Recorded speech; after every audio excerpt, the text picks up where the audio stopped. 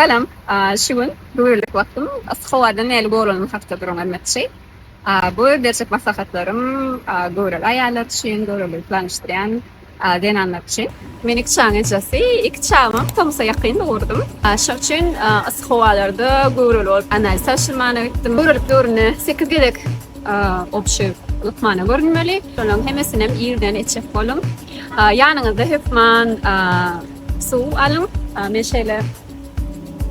Meşale termosta yanında meşe su oturuyan hükman sumkamda ventilatör ya da bir rolya görülen yerler hükman paltadan diklen açık renkte eşkemeli bu bedenin aşağı kızmalığının önüne bedenden bilyerseniz görek vakti organizminin hasam işçen yerdeydi rolya ve bedeninizi kızdırsanız onu soğutmak için yine de has köp enerji harcanıyor. Şoň üçin bedeniniz şeýle ekstremal ýagdaýlara etmejek bolmaly. Düzmünne kafein bolan şor, gazly, süýji içkilerden daşda durun.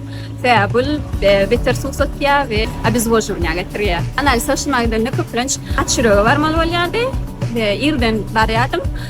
Derä analizyny taşyryp, şu taýda duran ýerinde de güni suw içip, derejek banan ýa almy Areška volja diya kakatla derik volja de şodatlar yiyip bunu öýgatýar. Men ödüm dışky uşagy gormak ugry boýunça işleýän we şu wagt nematology bilen baglanşykly howamy her ýyl gyzýar. Bir ýyldan Thomas aslynda gyzgynlar has köpelýär.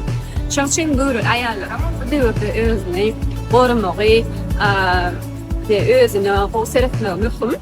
Siz ısıda ne hili oranýaňyz? Kommentariýada belek geçip.